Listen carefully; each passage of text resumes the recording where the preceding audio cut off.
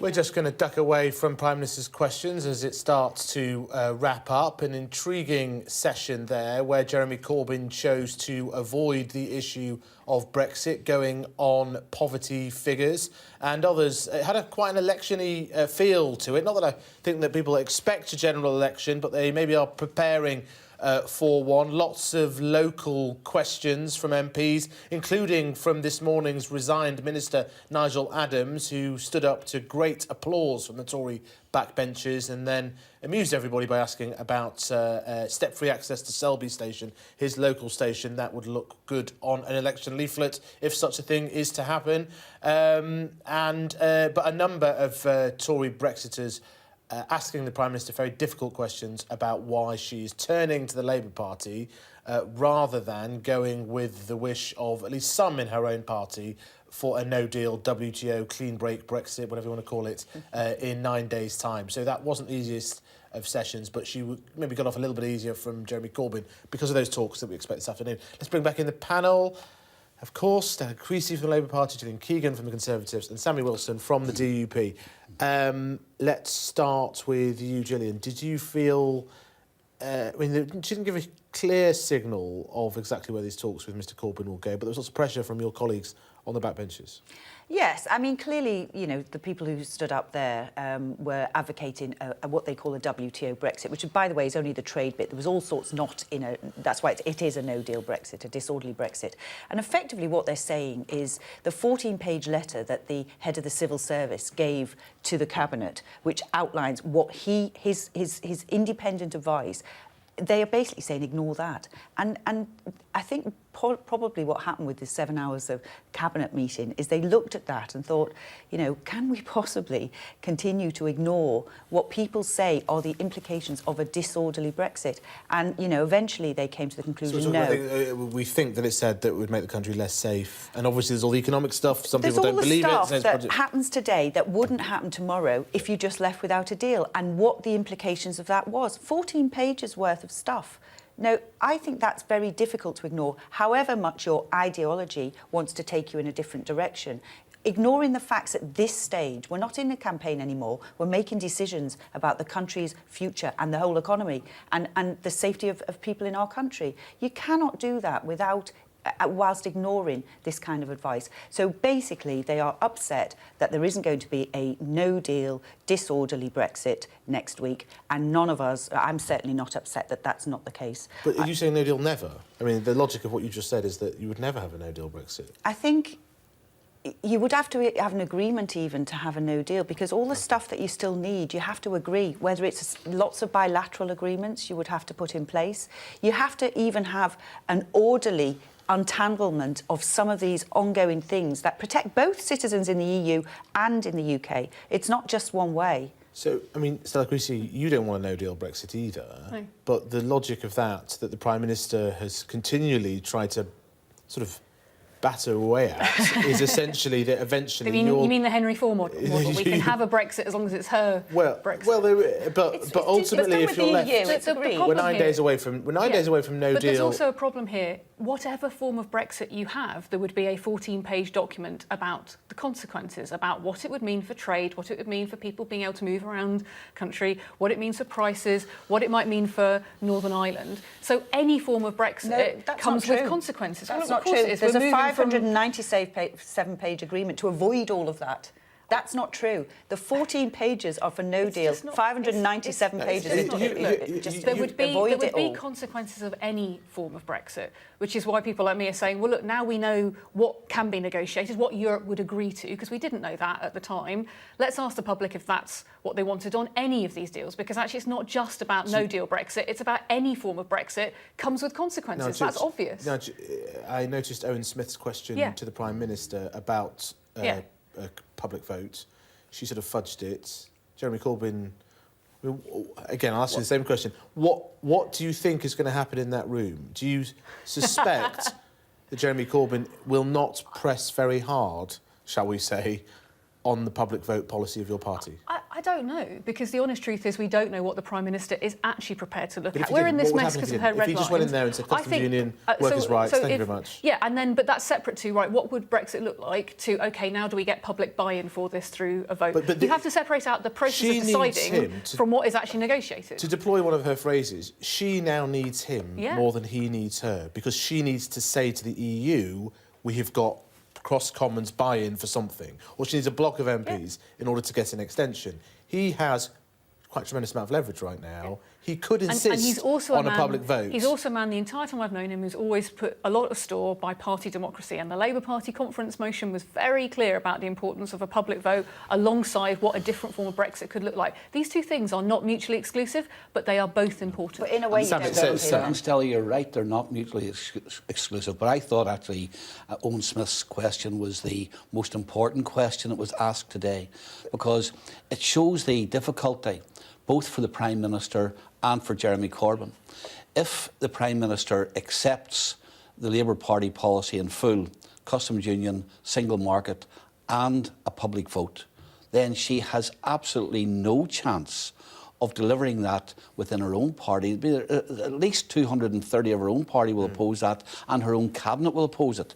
If, on the other hand, Jeremy Corbyn is forced to water down his demands and drop, say, for example, the public vote, then he has got huge difficulties within the Labour Party. And can he deliver all of the Labour Party votes that the Prime Minister would expect and would need to get the deal through? So, it's one of the reasons why, when we made our comment last night, we said that this could all end in tears, and it's not. Do you call the Prime Minister's negotiation lamentable? It is lamentable, and I think that the very fact that she now has got to appeal to the Labour Party in defiance of the policy of her own party, in defiance of her own stated policy, is now appealing to the Labour Party to rescue her. And I think people find it very, very strange that the Prime Minister may well finish up in a position where she is actually negotiating the Labour Party's view of Brexit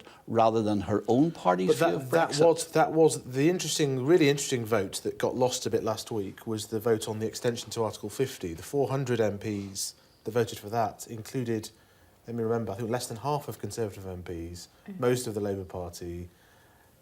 You didn't vote for extension, did you? No, we didn't. I know you did vote for extension. So that is a 400 block of MPs that could achieve something, but against Tory policy, which seems deeply unstable. But this is what Parliament's going to be discussing today, isn't it? Look, people want to stop no-deal Brexit, but we can't yet agree on what the alternative should be.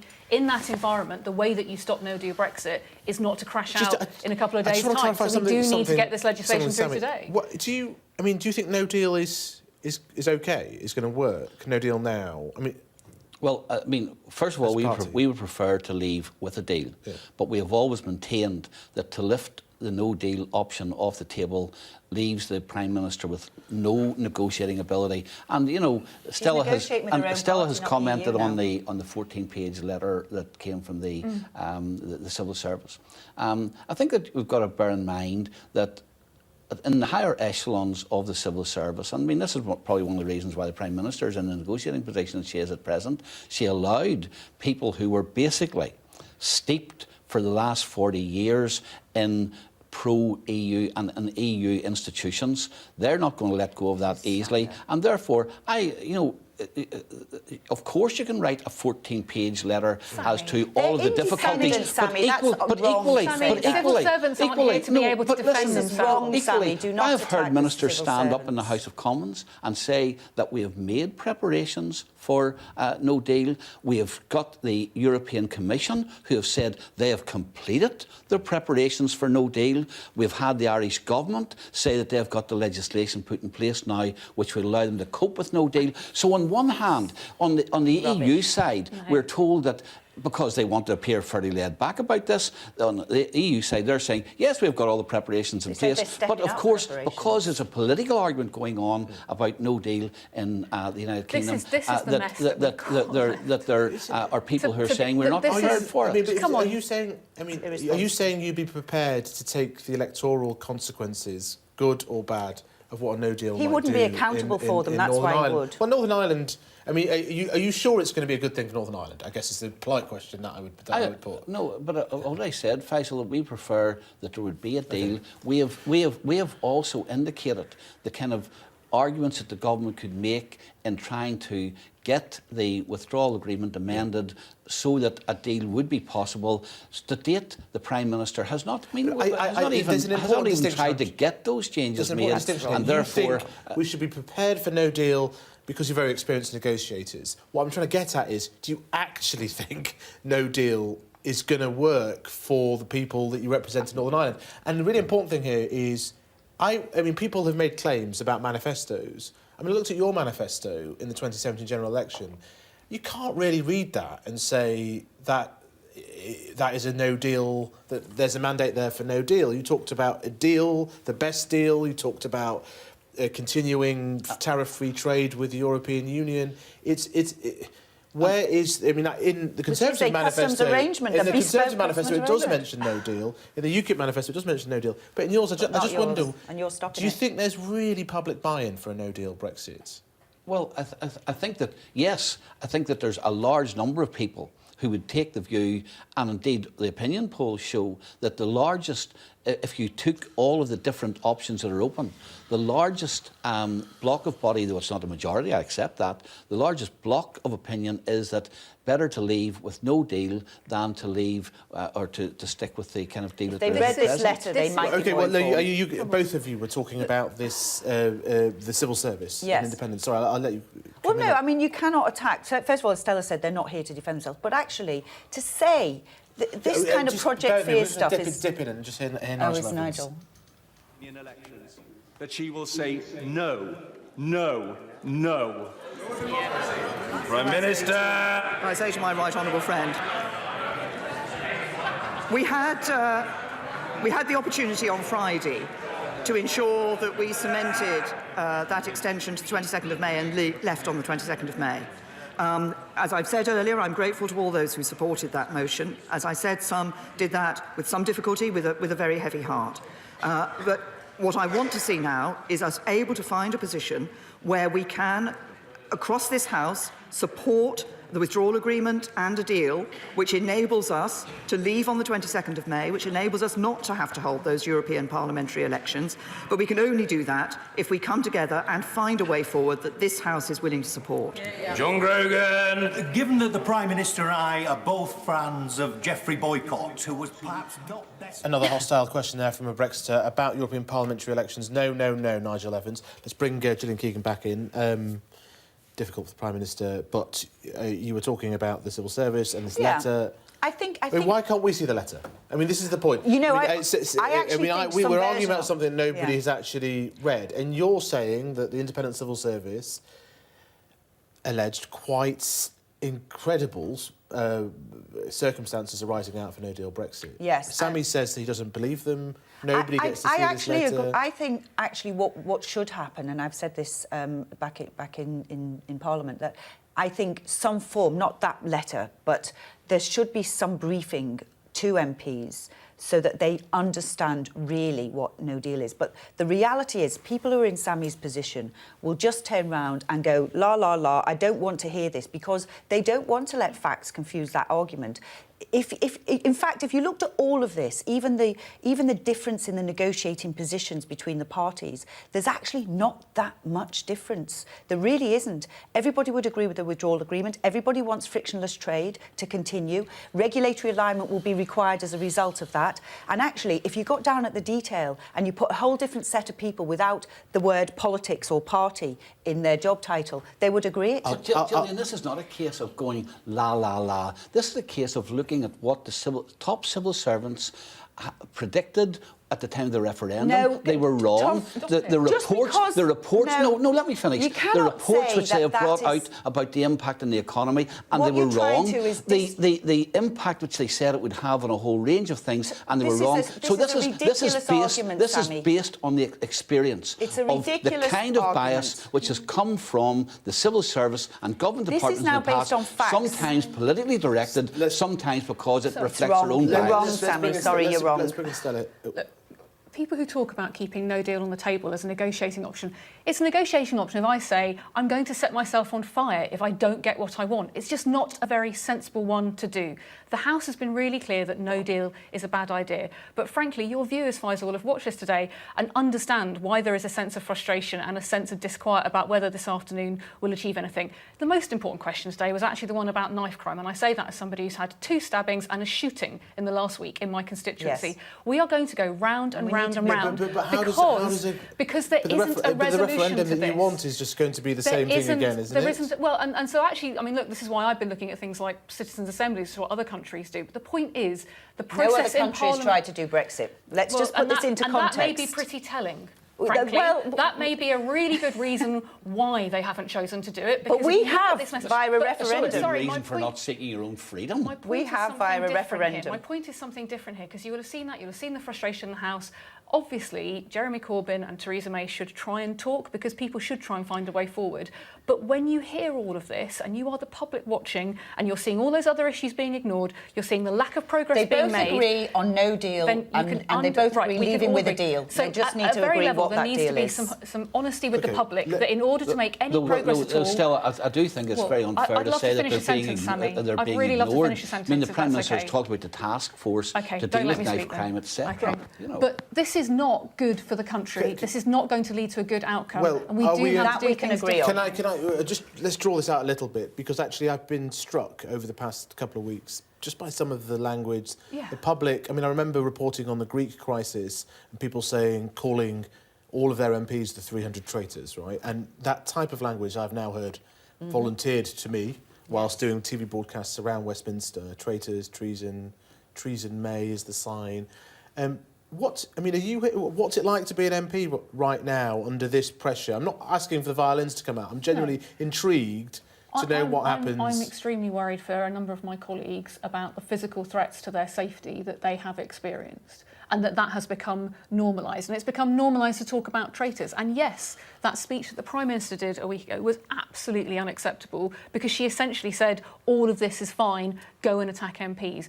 I don't want to see any MP, whether I disagree with them or not, under that kind of pressure. But it's also about our public discourse. And I just fear, you'll have seen it today, and all the bickering we've had now, and all the questions being asked now. We've actually agreed on a fair bit. We just need to get to the detail and the fact that of the nobody's deal. allowed to finish a sentence, that the public are looking at all of us. And I get it too, in my community, the kind of plague on all your houses. We need to do things differently. And one of the things we're going to need is more time. And we just need to be honest about that and honest with the public. We can't sort it out right now, but there might be a way forward if we take a bit more time. But a version of that argument is you need to deliver what people voted for in 2016 as well. And that may be part of that. No, I have a different opinion. I'd like to be able to express that, and that's part of a healthy democracy. You've had quite a good go now, I think. But you know, the reality is the House divides into people who accept the result of the referendum and who don't. So you've got... I did vote and campaign to remain, the same as Stella, but I completely accept the result of the referendum and will work to leave the European Union. What if theoretically, if public opinion has changed right now, as we stand?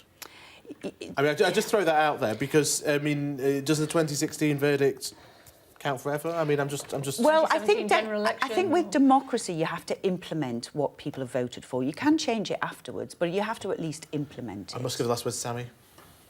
And I mean, you talk about the threats to MPs. I suppose coming from Northern Ireland, where we had MPs murdered, where all of us, where all of us lived for 30 years with defences in our homes. Some carried their own firearms, etc. We've been used to those kind of threats. But the thing, and the point that I make all the time is that should not deter people from standing up for what they first of all campaigned on, what they made promises to people about, and what they're required to deliver. We'll leave it there. Thank you very much. Thank you very much to my panel again. We didn't settle things, neither did the MPs. Join us after the break. Thanks, guys.